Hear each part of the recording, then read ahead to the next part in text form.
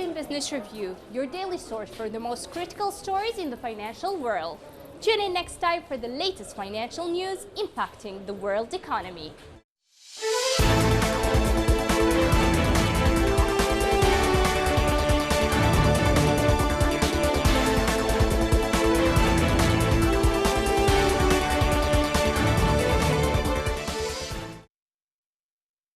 People in England were finally allowed to get a haircut for the first time in more than 3 months as the country took its biggest steps yet towards the resumption of normal life.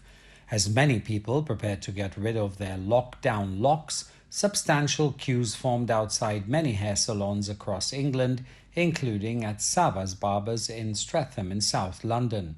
Some hairdressers and barbers were reported to have opened at the stroke of midnight. Pubs, bars and restaurants were also welcoming new customers in England, but the devolved nations in the United Kingdom, mainly Wales, Scotland and Northern Ireland, have been setting their own timetables for easing lockdown restrictions. In Coventry, hairdresser Peter Johnson said he was apprehensive about returning to work under new conditions, which require the use of personal protective equipment and additional sanitizing of the workstation. Prime Minister Boris Johnson called on people to behave responsibly, respect social distancing regulations as the risk of a resurgence of the coronavirus remains, but he also stressed the importance of supporting businesses.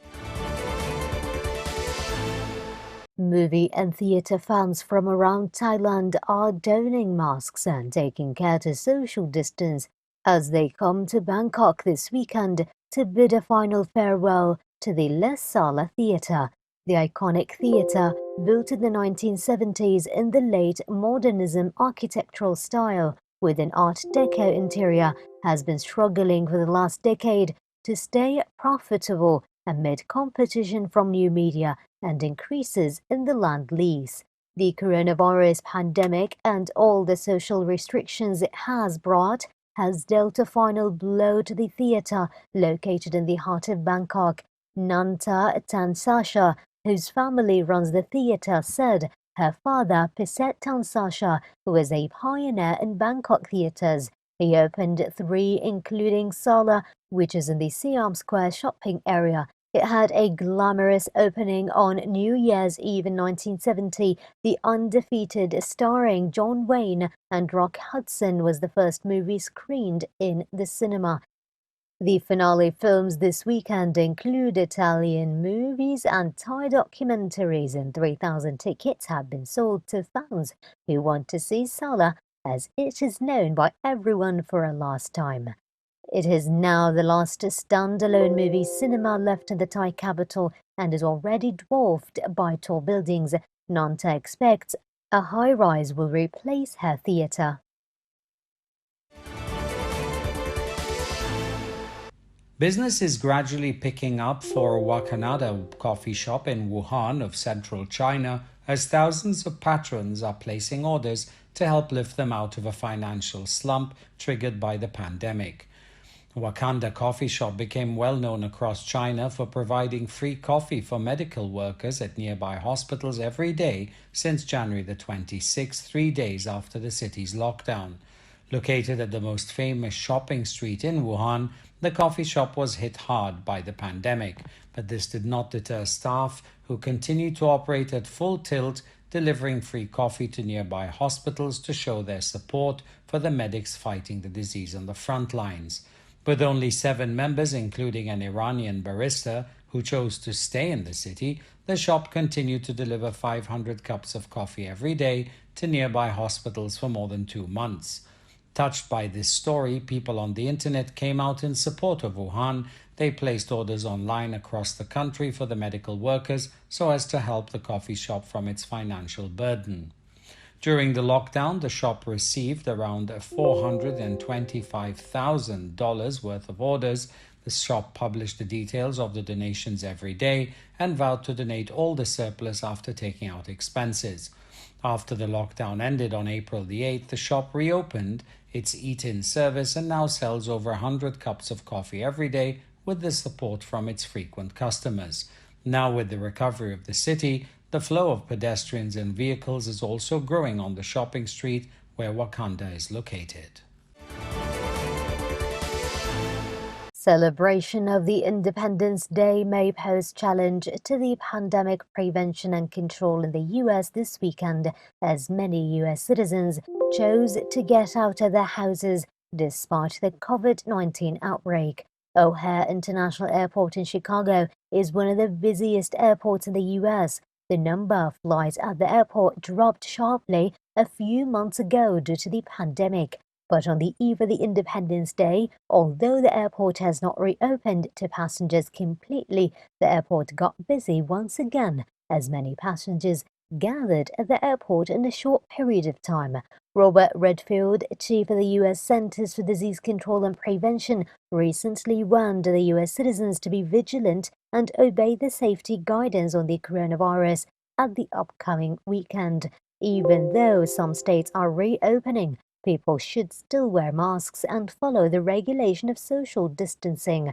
He said taking proper safety precautions is quite important, as people are usually not clear of their underlying disease that may lead to more serious and more lethal symptoms of the COVID-19. This mall in Sao Paulo is giving Brazilians a new meaning to window shopping. Shoppers can now drive through the aisles of the Botucatu Mall in Sao Paulo, state for the spot of retail relief amid the pandemic. Shop assistants come out to the vehicle to hand over items that were pre-purchased online. Managers at this mall hope the initiative will drive back customers to stores amid a crash in consumer spending. Latin America's largest economy is expected to shrink by 6.5% this year.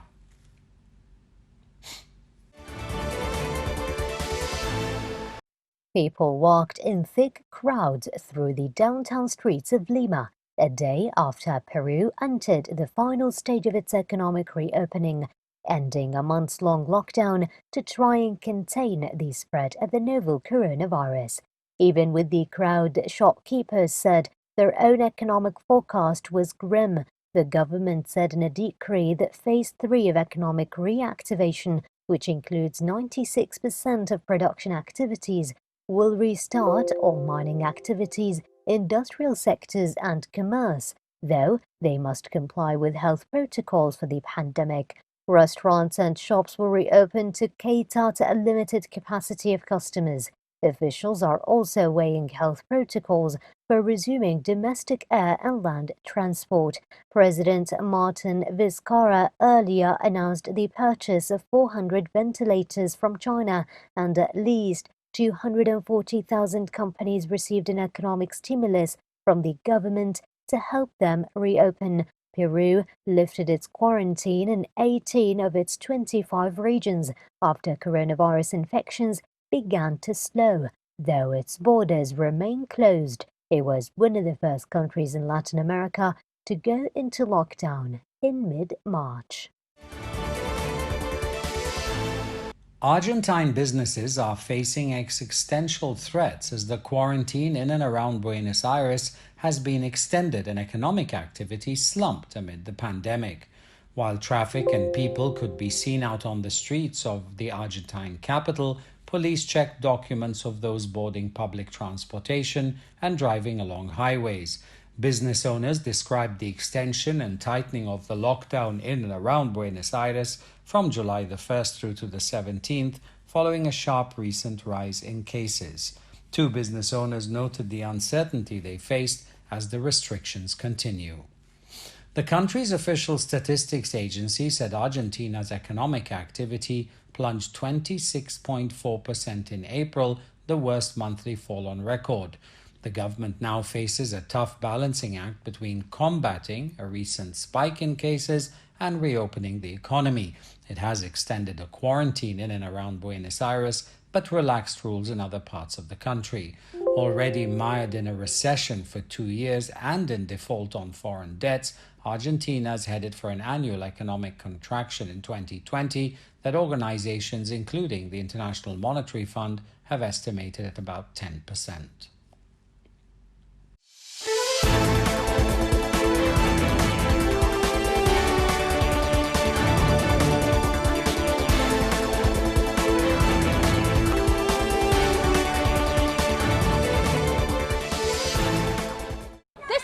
Business Review, your daily source for the most critical financial stories. Tune in next time for the latest financial news impacting the world economy.